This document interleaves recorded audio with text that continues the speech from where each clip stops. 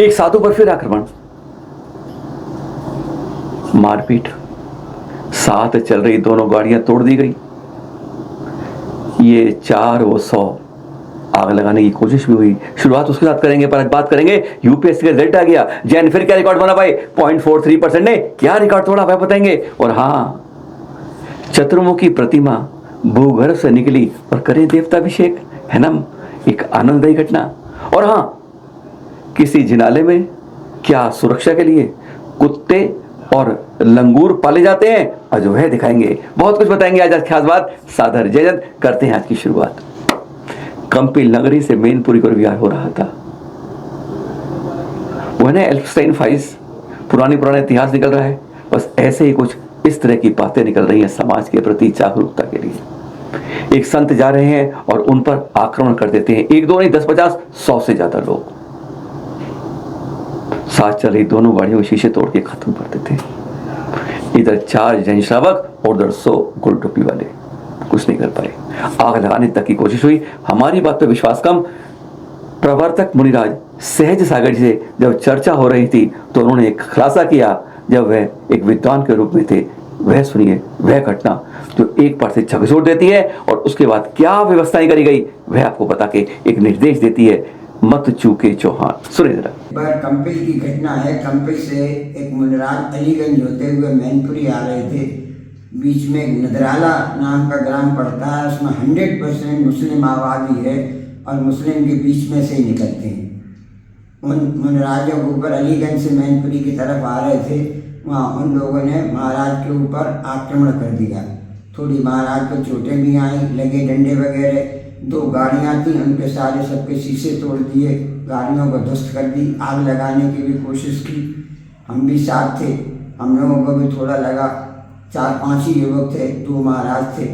ऐसा ही अफसर की घटना हुई। वहाँ से तो हम लोग कोई बात नहीं थी, चुपचाप निकली आए अपने, ठीक है जो हो रहा है कर मान के। वहाँ रुकना भी नहीं था, और होती इसलिए निकल आए। लेकिन बाद में आकर हमने विचार किया, फिर हमने उत्तर प्रदेश सरकार को लिखा, अलीगंज थाने को लिखा, इन सबको लिखा। और उसके बाद वो तभी उत्तर प्रदेश सरकार की तरफ से ये आदेश जारी हुए, अलीगंज थाने में हमेशा के लिए लिखा दिया गया कि जब भी इस क्षेत्र से मुनि विहार करेंगे, इनकी सूचना मिले तो आपको पुलिस स्टाफ साथ रखना ही पड़ेगा। ये करीब 30 वर्ष पूर्व की घटना है। कौन से मुनिराज थे गुरुवर? नाम हमें याद नहीं है। आप उस समय विद्वान के रूप में थे? विद्वान के रूप में? हाँ, एक श्रावक के रूप में उस समय साफ था। तो मतलब उस पर हमला हो गया, चोट लग गई, उन्हें कुछ बचाव नहीं कर पाए, रोक नहीं पाए, हम उस मॉब को रोक ही नहीं पाए।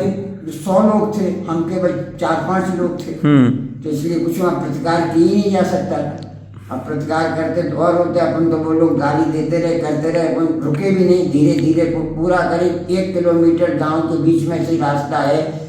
लेकिन उस घटना के बाद जो हम लोगों ने किया, पर आज तक उस घटना की पुनरावृत्ति नहीं हुई और पुलिस फोर्स भी हमेशा साथ रहता है। ये बात मेन बात का मतलब श्रावक के रूप में हमारा कर्तव्य है कि फिर थाने में या सरकार पे जाके आवाज उठाएं इस बात की। बिल्कुल करना चाहिए, ये बहुत जरूरी है। मतलब क्योंकि उसके बाद आप कह रहे हैं उस 30 साल के बाद कोई घटना ऐसी वहां नहीं हुई। उसके बाद उस मार्ग पर कोई दोबारा ऐसी घटना की पुनरावृत्ति नहीं हुई।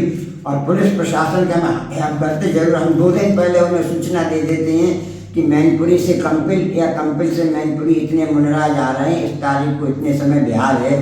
तो हमेशा पुलिस की एक जीप और 8-10 आदमी बराबर साथ रहते हैं।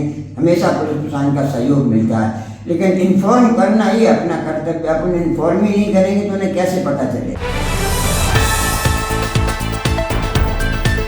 अशोकनगर का कचनार जिला देखने अभी परसों के दृश्य है। ये भूगर्भ से निकली थी चतुर्मुखी आदिनाथ भगवान की प्रतिमा। और ये देखिए, बारिश हो रही है? नहीं, अभिषेक हो रहा है। अभिषेक हो तो रहा है पर करने वाला कोई दिख नहीं रहा है। आज यही देख के हैरान थे कि साफ कई तारे दिखती हैं, लगता है जैसे कोई कहता है पाषाण से निकल रहा है। लेकिन ये गंगा बह रही है, पाषाण से लग रही है।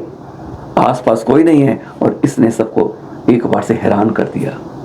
मानना पड़ता है कई बार कि जब विज्ञान जहां पर खत्म होने लगता है वहां से विज्ञान की शुरुआत होती है।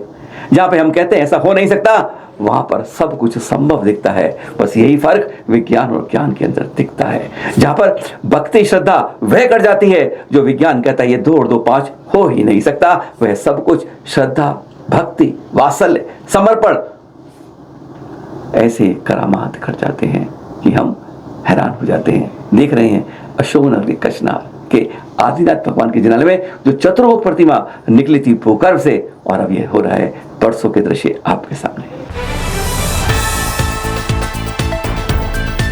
अब तो मालूम आपको पारस प्रभु का ज्ञान कल्याण के और ये अहिच्छेद दर्शन करा रहे हैं आपको। कल बताया था ना आपको, पर आज क्यों करा रहे हैं? अंदर जाते हैं मंदिर में, जैसे चैनल माई टीम गई और वहां देखा, हैरान हो गए देखकर कि वहां लिखा है तिखाल वाले बाबा पारस प्रभु को।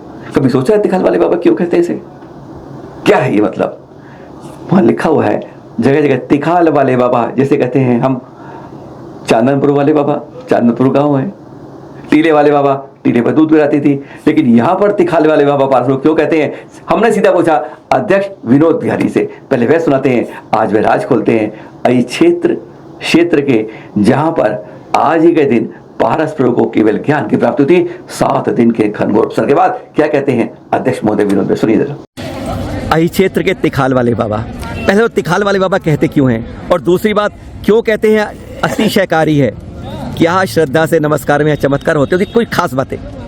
देखिए, तिखाल वाले बाबा इसलिए कहते हैं कि आज से काफ़ी साल पहले की बात हो रही होगी, जो हमें उसका नहीं पता, वर्ष नहीं पता, लेकिन जैसे किंवदंती है कि यहाँ पे रात में खटखट की आवाज़ हो रही थी माली, और किसी की वो नहीं हुई कि भाई कोई वो किवाड़े खोल के देखे कि मंदिर में कौन खटखट कर रहा। जब सुबह उठे, माली उठा और उसने किवाड़े खोली तो देखा एक प्रतिमा छोटी सी विराजमान है एक आले के अंदर, जिसको तिखाल बोला जाता है, और उसके प्रतिमा के सामने एक दीपक जल रहा है।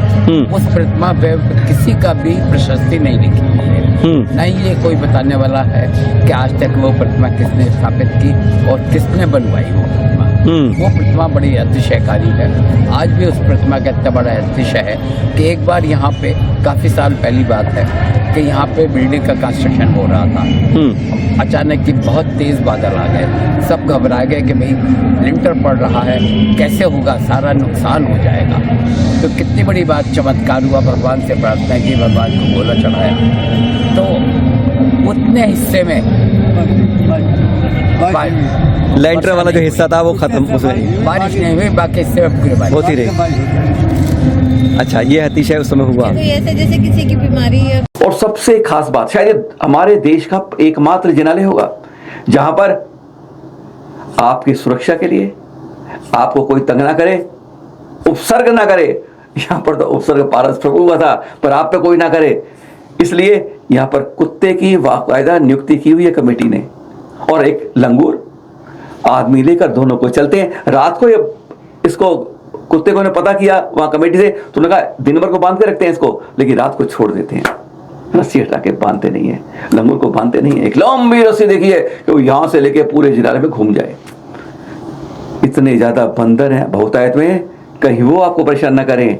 शायद देश का नहीं दुनिया का एकमात्र जिनालय होगा जहां पर कुत्ते और लंगूर आपकी सुरक्षा के लिए बाकायदा नियुक्ति करके कमेटी ने रखे हुए हैं। यूपीएससी कुछ नहीं कयासी 2025 के परीक्षाओं के परिणाम आए कल शाम, और देख रहे हैं संघ लोक सेवा आयोग के कोई आईएएस बनता है, कहीं मजिस्ट्रेट, कहीं कलेक्टर, कहीं कोई क्या क्या बनते हैं, बस इसी परिणाम से मालूम चलता है। 26 से ज्यादा जैन आए इसमें। 0.43% वाले 5% का कब्जा करके बैठ गए। यह है कमाल की बात। अगर 1.5% हो जाए तो समझ लिए 1/3 यही नाम आ जाए। और इसके अंदर क्योंकि जिन्होंने जैन लिखा था ऐसे वे 26 मिले, कहीं बाकलीवाल, गर्ग, अग्रवाल से कई होते हैं जो अपने आगे जैन नहीं लिखते, उसकी कमी में हम उनको नाम नहीं दे पा रहे हैं। आज आपको दिखाते हैं कुछ। फक्र तब होता है जब परचून की दुकान चलाने वाले का की बेटी इस जगह पहुंच पाती है। वैसे आईपीएस बनके हैदराबाद की पहले रंग ले चुकी है। ये तीसरा अटेम्प्ट था आस्था जैन का।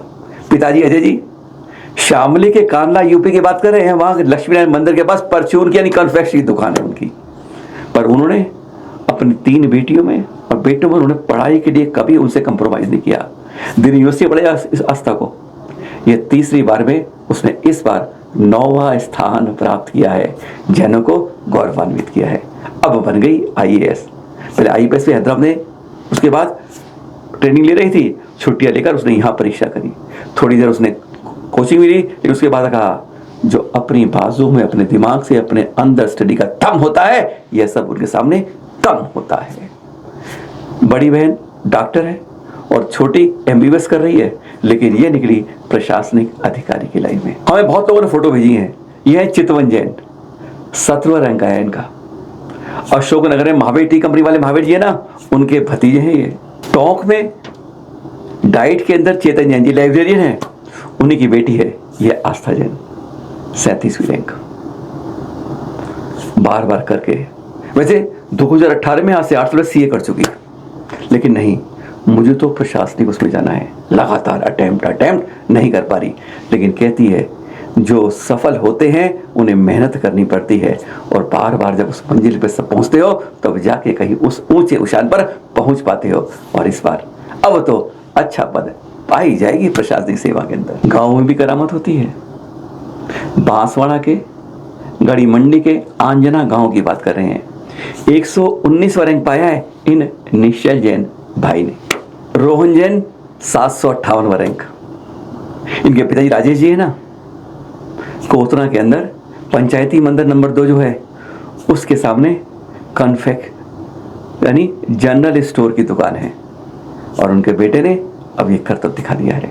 ऐसी हमें कई फोटो मिली हैं, लोगों ने भेजी हैं, कुछ जान रही है, पर हम सब नहीं दिखा पा रहे हैं। इतना बता पा रहे हैं कि 26 के आगे जैन लिखा होने से हम उनको पहचान पा रहे हैं। आप सभी को चैनल मार्जिन साधने परिवार की ओर से हार्दिक मंगल भाव शुभकामनाएं। पर एक बात हमें बार बार चिंतन में करती है कि हम आप लोगों में देखते हैं कि लोग IAS बन जाते हैं, IPS बन जाते हैं, लेकिन फिर हम जैनों की जड़ को शायद भूल जाते हैं।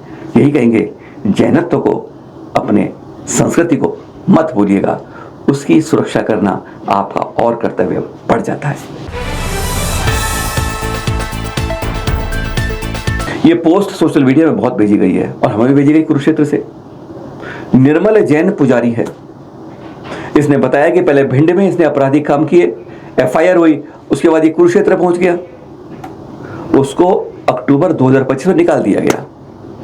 वहां से इसने देखा कि दिल्ली के अंदर किसी मंदिर में पुजारी का काम कर रहा है। अब ये वहां भी आपराधिक शिकायत दर्ज कर दी गई। 87 साल के अध्यक्ष कुरुक्षेत्र में, जो हमें उपाध्यक्ष विवेक जी ना, उन्होंने जानकारी दी कि उस पुजारी निर्मल की 2 बेटियां हैं, दिव्यांग पत्नी है, लेकिन उसने कहा, यानी उनको धमकी दी अध्यक्ष को कि मैं अपनी बेटियों के साथ तेरे रेप के ऊपर तेरे शिकायत करती हूँ, अंदर करवा दूंगा। इस तरह की कई धमकियां दे चुका है।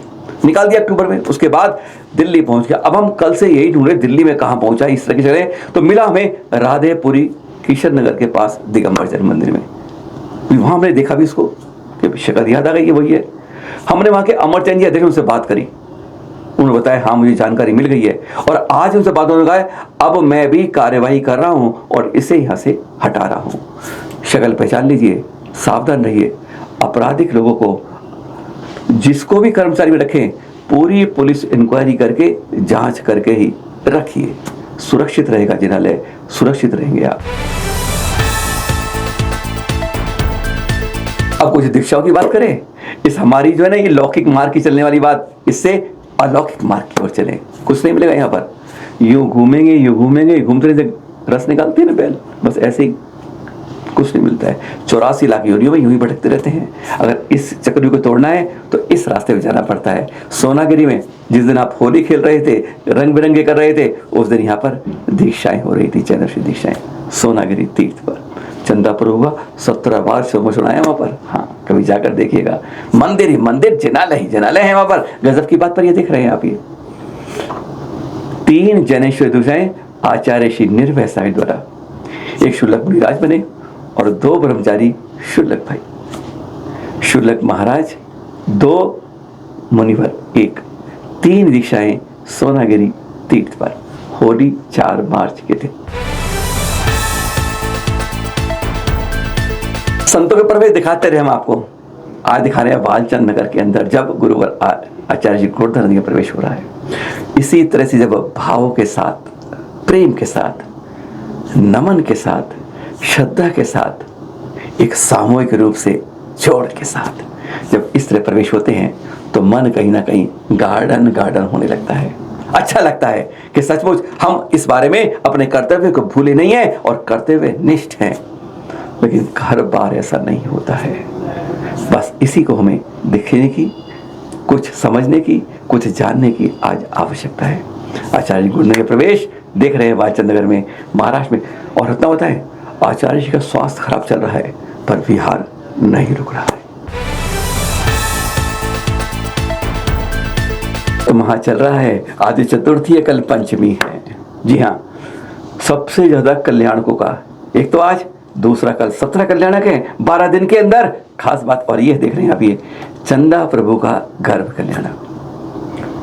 7वें तीर्थंकर थे ना सुपाशना जी, उनके 900 करोड़ साल बाद अनुत्तर के वैजयंत विमान में अपनी आयु पूर्ण कर चंद्रपुर के महाराजा महासैन की महारानी लक्ष्मण देवी के गर्भ में आते हैं चैत्र कृष्ण पंचमी को। आपकी आयु थी 10 लाख पूर्व वर्ष की, श्वेत श्याम, और कद था 150 धनुष, 6 फुट का एक, 900 फुट ऊंचा कद था आपका। ऐसे पर एक सवाल आ जाता है जो पूछ रहे हैं आपसे, आप चिंतन कीजिए, कमेंट्स में लिखिएगा। पौष कृष्ण एकादशी को चंदा प्रभु और पारस प्रभु का जन्म एक साथ होता है और कहा जाता है कि तीर्थंकर के जन्म में ये नहीं होता कि 9 महीने की जगह 8 महीने या 10 महीने हो जाए। अगर ऐसी बात सही है जो शास्त्रों में लिखी गई है, फिर ऐसा क्यों है कि चैत्र कृष्ण पंचमी को चंदा प्रभु घर में आए, 9 माह बाद पौष कृष्ण का जन्म होता है, पर अगले महीने यानी बैसाख कृष्ण ध्वज को पारस प्रभु घर में आएंगे। यहां पर 1 माह का गर्भ का कारण क्या है, जब कहा जाता है शास्त्रों में कि 9 माह ही गर्भ में रहते हैं तीर्थंकर। अनुभूति पहली, कमेंट्स में जवाब लिखिएगा। सादर, जय श्री नेत्र।